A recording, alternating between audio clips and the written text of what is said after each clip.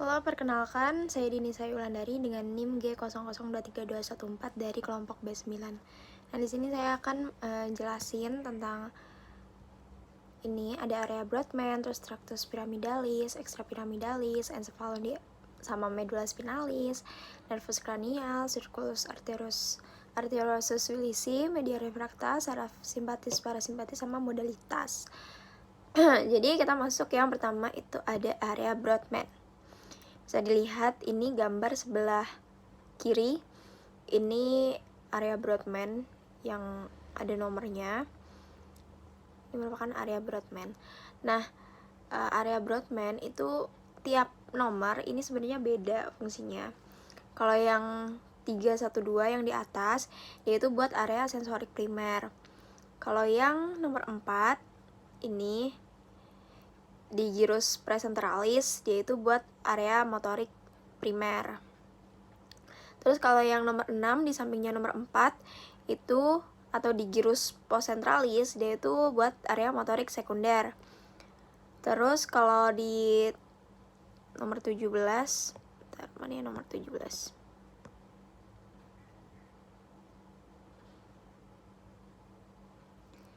Ya, itu nomor 17, yaitu merupakan area visual primer. Terus 18 sama 19 itu area visual sekunder.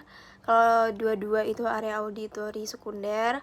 Kalau yang 43 itu area gustatorik. Kalau yang 44 sama 45 itu dia area bicara motorik atau area Broca. Terus kalau di 39, 40 sama 22 itu area bicara sensorik atau area Wernicke. Terus masuk ke tractus pyramidalis sama extrapyramidalis. Yang pyramidalis dulu. Jadi, tractus pyramidalis itu sama extrapyramidalis merupakan tractus descendens yang fungsinya buat jeras motorik. Tapi kalau di tractus pyramidalis itu fungsinya buat gerak dia itu buat fungsi jeras motorik kan. Nah, buat gerakan volunteer. Tractus pyramidalis itu merupakan jaras dari area motorik primer sama sekunder. Tadi di area Brodmann berarti di 4 sama 6. Terus dia berjalan ke medulla spinalis dan berakhir di cornu anterior medulla spinalis atau eferen. Nah, khasnya ada yang bercabang sama nggak bercabang. Kalau yang bercabang nanti ke decussatio pyramidalis, kemudian lanjut jadi tractus corticospinalis yang lateral. Nah, ada yang nggak bercabang juga. Kalau yang nggak bercabang ada tractus corticospinalis anterior, terus nggak bercabang atau nggak nyilang. Nah, pyramidalis sama corticospinalis itu sebenarnya sama. Jadi kalau untuk skemanya, dari cerebrum otak itu bakal diterima stimulus, terus kemudian untuk eferen ke posterior sampai ke ventral medulla oblongata. Nah, di situ ada yang cabang sama nggak bercabang, atau yang menyilang sama yang nggak menyilang. Kalau yang menyilang atau bercabang itu nanti namanya decussatio pyramidalis yang bakal lanjut jadi tractus corticospinalis lateral. Nah, kalau yang nggak bercabang, dia itu bakal lanjut menjadi tractus corticospinalis anterior. Kemudian mereka itu bakal bertemu lagi di cornu anterior medulla spinalis. Sedangkan kalau yang extrapyramidalis itu sama kayak si tractus pyramidalis, cuma bedanya kalau tadi pyramidalis kan gerakannya volunteer, karena kalau ini tuh involunteer. Terus ada 4 tractus di extrapyramidalis. Ada tractus vestibulospinalis, reticulospinalis ventrolateral, reticulospinalis lateral, sama tectospinalis. Nah, yang vestibulospinalis itu sebagai keseimbangan sama tonus otot. Kalau yang reticulospinalis ventrolateralis itu berasal dari pons. Terus kalau yang reticularis spinalis lateralis itu berasal dari medulla oblongata. Kalau yang tractus tectospinalis dia itu berasal dari mesencephalon terus menuju ke medulla spinalis. Terus kita lanjut ke encephalon. Nah, encephalon nanti dibagi jadi dua, ada cerebrum sama cerebellum.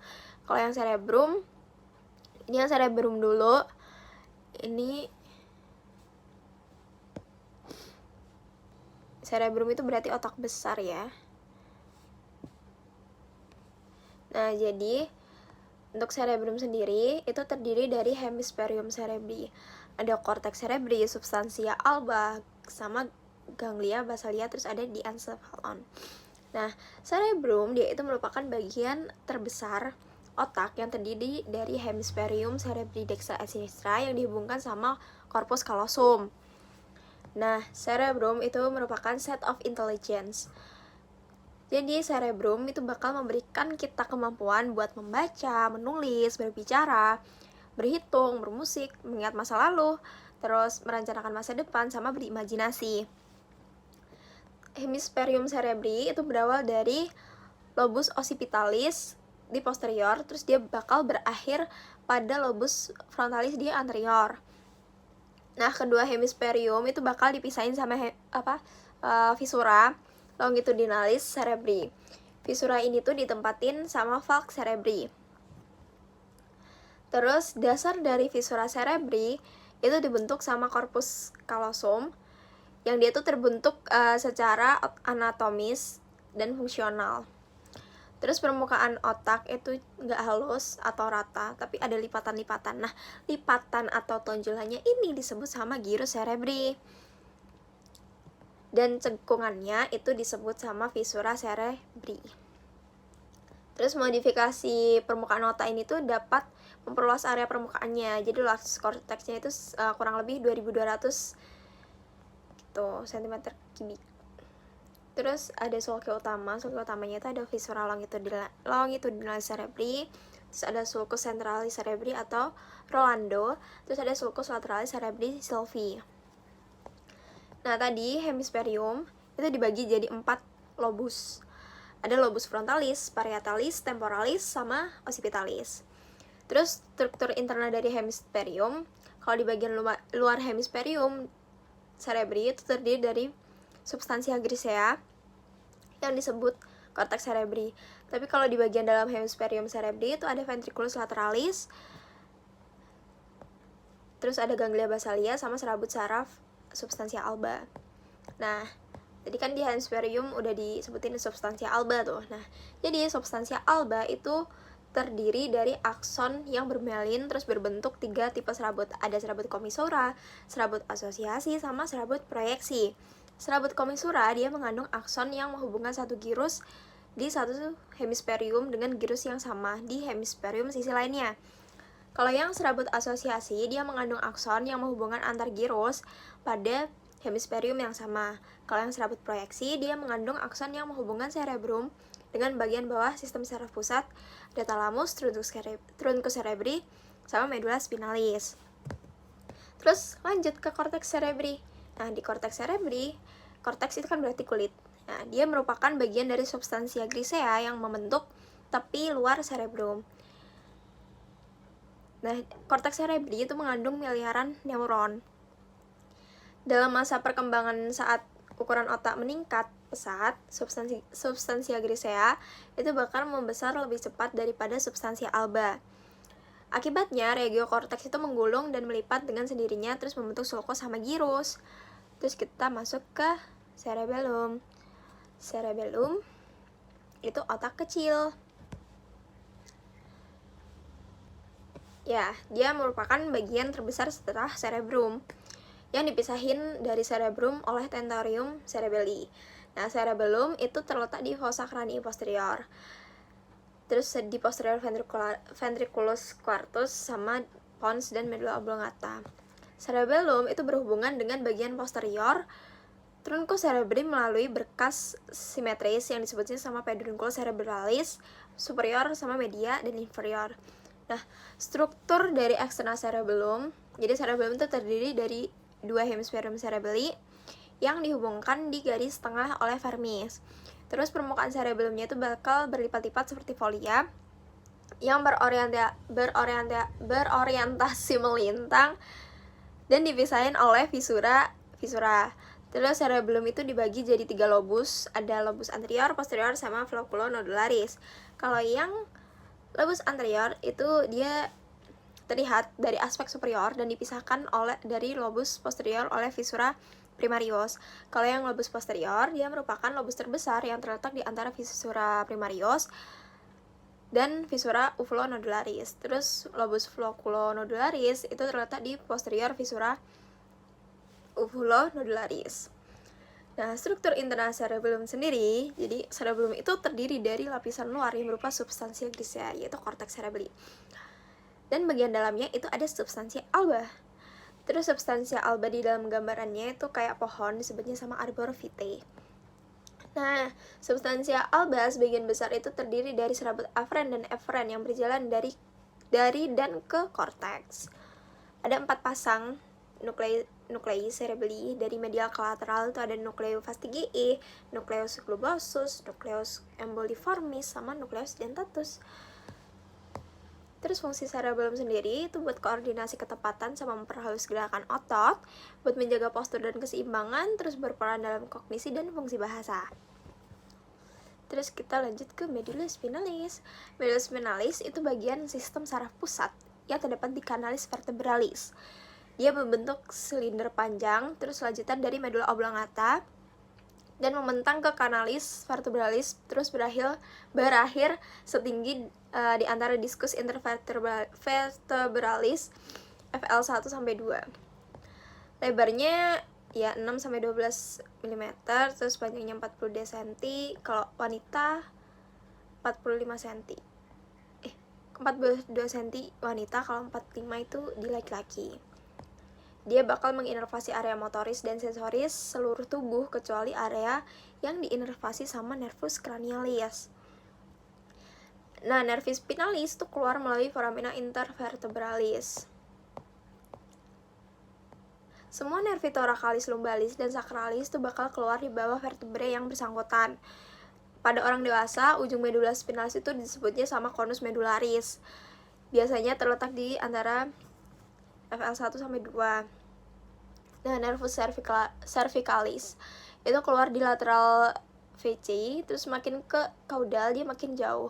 Dan nervus spinalis itu bakal berjalan ke bawah dulu sebelum dia keluar sesuai dengan foramina intervertebralis yang sesuai. Kalau pada masa embrio, semua nervus spinalis itu keluar sejajar dengan foramina vertebrae yang sesuai. Selama masa pertumbuhan, kolumna vertebralis itu tumbuh lebih cepat daripada si medulla spinalis. Diameter dari ujung conus medullaris itu bakal berlanjut menjadi filum terminal, terus filamen non-neural yang membentang sampai dasar sacus dramatis. Nah, medulla spinalis itu punya 2 pembesaran, yaitu disebutnya sama intumescentia.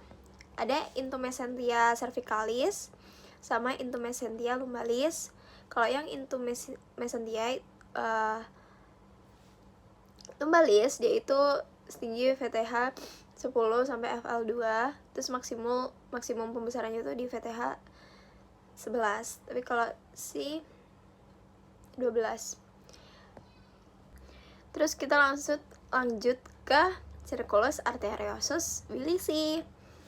Jadi arteriosus wilisi dia itu merupakan aliran darah lateral. Nah, ada arteri carotis interna sama arteri vertebralis. Yang interna tadi di anterior, dia itu bakal bercabang jadi arteri cerebri anterior dan arteri cerebri media.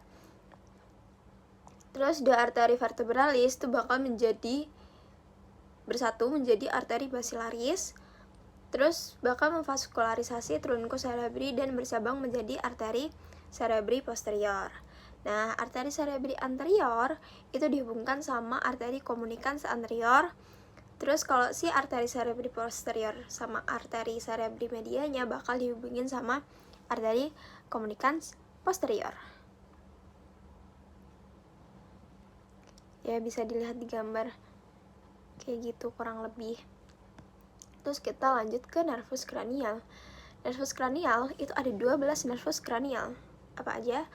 Ada olfactorius, opticus, oculomotor, trochlearis, trigeminus, abducens, facialis. Terus ada vestibulocochlearis, glossopharyngeus, vagus, accessorius, hypoglossus. Udah, itu doang.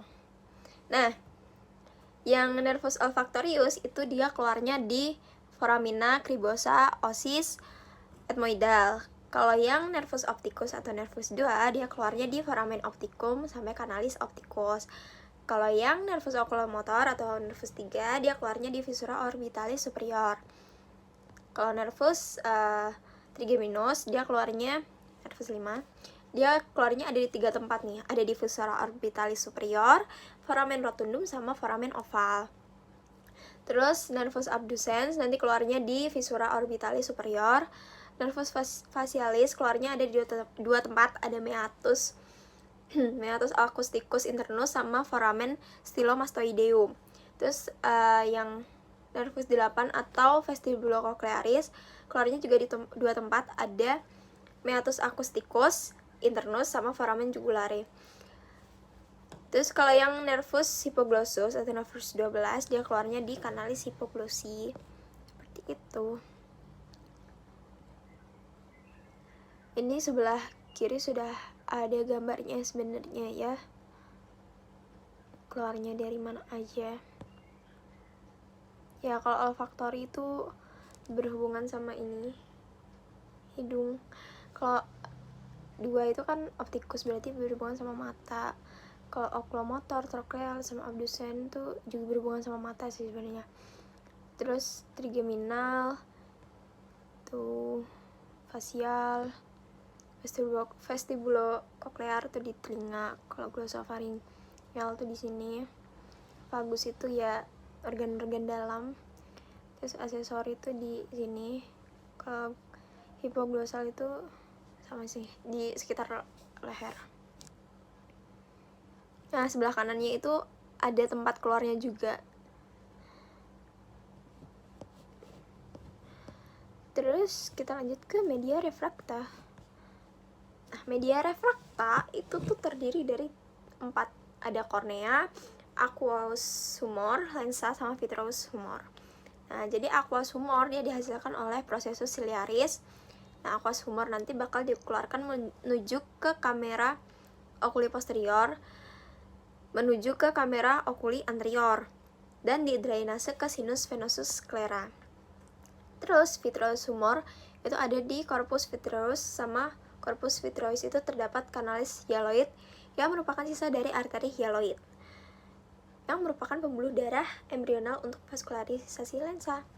Terus kalau dari gambar yang kiri, sebenarnya retina itu dibagi jadi 2 bagian. Ada nasal retina di bagian medial sebelah sana. Terus ada temporal retina di lateral yang sebelah sini. Nah, bayangan dari lapang pandang sinistra itu bakal, yang ini yang sinistra yang kiri, itu bakal jatuh ke temporal dextra karena diakibatkan oleh pembiasan lensa, sehingga bayangan yang kita lihat itu akan disampaikan secara terbalik. Nah, terus abis dari situ dia ngelanjutin nih ke nervus opticus. Nih, ke nervus opticus dextra, terus ke tractus opticus dextra. Terus habis itu bersinaps di corpus geniculatum lateral. Kemudian bayangan dari jaras-jarasnya itu bakal berjalan ke korteks visual primer. Terus serabut-serabutnya itu bakal berjalan seperti kipas, sehingga disebutnya sama radiasio optikal. Nah, di bagian nasal retina itu akan berjalan seperti sebelumnya di nervus opticus, namun dia itu bakal nyilang di chiasma. Nih, optik chiasma.